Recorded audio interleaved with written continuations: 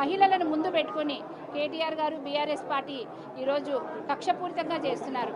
ఎందుకంటే గత 10 సంవత్సరాల్లో వాళ్ళు చేయలేని అభివృద్ధి మేము కేవలం ఈ 8 నెలల్లో చేసి చూపించినందుకు ప్రజల్లో మాకు పెరుగుతున్న ఆదరణ చూసి ఓర్చుకోలేక వాళ్ళు ఇవాళ ఇలా కుట్ర పన్ని కక్షపూరితంగా వాళ్ళు వ్యవహరిస్తున్నారు.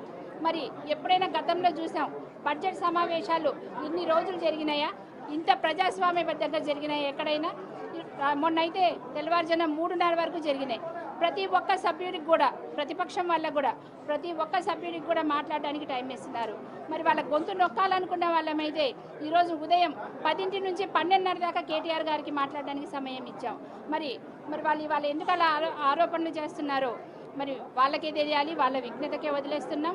అలాగే మరి చూడాలి ఏంటంటే ప్రతిసారి కూడా మేము ఏదైనా సబ్జెక్టు మాట్లాడడం మొదలు పెడితే దాన్ని అడ్డుకోవడమే వాళ్ళ ప్రధాన లక్ష్యంగా ఉంది. మేము మొట్టమొదటిసారి ఎన్నో ఆశలతో ఎంతో ప్రజలకు సేవ చేయాలనే లక్ష్యంతో మేమందరం ఉన్నత విద్యావంతులం, అందరం డాక్టర్స్ ఎక్కువ మంది వచ్చాము ఈసారి. ఇలా మేము వస్తే మేము ఇక్కడ చూసి ఏం నేర్చుకోవాలో వీళ్ళ బిహేవియర్ చూసి వాళ్ళు ఒక సభాధ్యక్షులకి గౌరవం ఇవ్వట్లేదు, మరి స్పీకర్ గారికి ఇవ్వట్లేదు, ముఖ్యమంత్రి గారికి ఇవ్వట్లేదు, చాలా చీప్గా బిహేవ్ చేస్తున్నారు. ఇలాంటివి చూసి మేము చాలా బాధపడుతున్నాం, చాలా సిగ్గుపడుతున్నాం. మరి వాళ్ళు కూడా ఇలాంటివన్నీ కూడా మానుకోవాలని మేము కోరుకుంటున్నాం. మరి కొత్త సభ్యులకు వాళ్ళు నేర్పించాల్సింది ఏంటి, ఎలా బిహేవ్ చేయాలి, ఎలా ప్రజలకు సేవ చేయాలనేది వాళ్ళు చెప్పాలి. మాలో ఏమన్నా తప్పులు ఉంటే వాళ్ళు మమ్మల్ని సరిదిద్దాలి. అమూల్యమైన సూచనలు సలహాలు ఇవ్వాల్సింది పోయి ప్రతిదీ మేము ఏది మాట్లాడినా కూడా దాన్ని కాంట్రవర్సీ చేయడానికి చూస్తున్నారు. మరి ఇది మేము తీవ్రంగా ఖండిస్తున్నాము.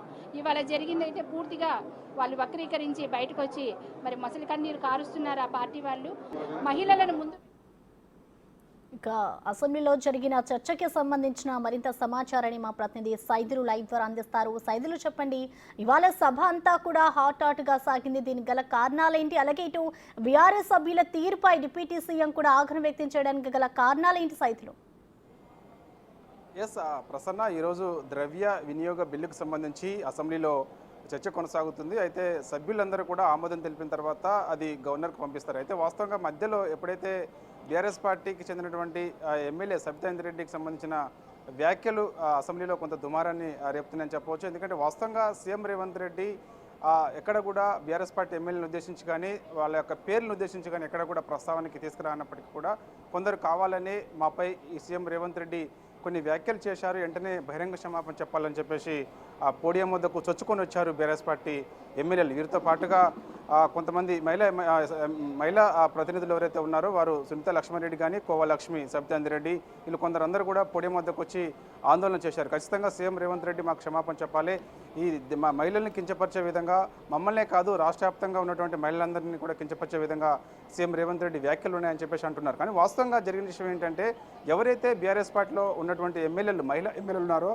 వారితోటి మీకే కొంత ప్రమాదం ఉన్నది తప్ప మరేది ఎక్కడ కూడా మీకు ప్రమాదం అధికార పక్షం నుంచి కూడా లేదు అని చెప్పేసి కూడా సీఎం రేవంత్ రెడ్డి కేటీఆర్ని ఉద్దేశించి మాట్లాడడం జరిగింది. అయితే వాస్తవంగా బీఆర్ఎస్ పార్టీ ఎమ్మెల్యేలందరూ కూడా కొంతమంది ఈ మధ్యకాలంలో చూసాం మనం, చాలామంది పార్టీ మారుతారని చెప్పేసి పెద్ద ఎత్తున వార్తలు వచ్చాయి. అయినప్పటికీ దానిలో భాగంగా సబితా రెడ్డి కూడా ఒకరు. కానీ ఎక్కడ కూడా ఈ సీఎం రేవంత్ రెడ్డి ఇలాంటి వ్యాఖ్యలను ఉద్దేశించి అంటే ఇట్లా మాట్లాడడం కానీ లేకపోతే ప్రత్యేకించి ఒక మహిళా ప్రజాప్రతినిధి పేరు తీసుకురావడం కానీ ఎక్కడ కూడా చేయలేదు. కానీ కావాలని కొందరు ఇట్లా ఖచ్చితంగా నన్నే ఉద్దేశించి మాత్రమే సీఎం రేవంత్ రెడ్డి వ్యాఖ్యలు ఉన్నాయని చెప్పేసి సబితా రెడ్డి స్వయంగా అసెంబ్లీ హాల్లో లేచి స్పీకర్ని రిక్వెస్ట్ చేశారు, ఖచ్చితంగా నా పేరు తీసుకొస్తున్నారు, నన్ను ఉద్దేశించి సీఎం రేవంత్ రెడ్డి మాట్లాడుతున్నారని చెప్పేసి కూడా ఆమె స్పీకర్ని అడగడం జరిగింది, రిక్వెస్ట్ చేసింది. అంటే నేను ఖచ్చితంగా మాట్లాడతాను, నాకు అవకాశం అని చెప్పేసి కూడా ఆమె చెప్పడం జరిగింది. అయితే వాస్తవంగా ఎక్కడ కూడా మీ పేరు ప్రస్తావనకే రాలేదు, ఎందుకు మీరు ఇట్లా మీరు మాట్లాడతానని చెప్పేసి రిక్వెస్ట్ చేస్తున్నారు, సీఎం రేవంత్ రెడ్డి అన్నది వేరు, మీరు ఎందుకు ముందుకు వస్తున్నారని చెప్పేసి కూడా జోక్యం చేసుకున్నారు స్పీకర్. అయితే ఆ సమయంలో వాస్తవంగా జరిగింది ఏంటంటే కొంతమంది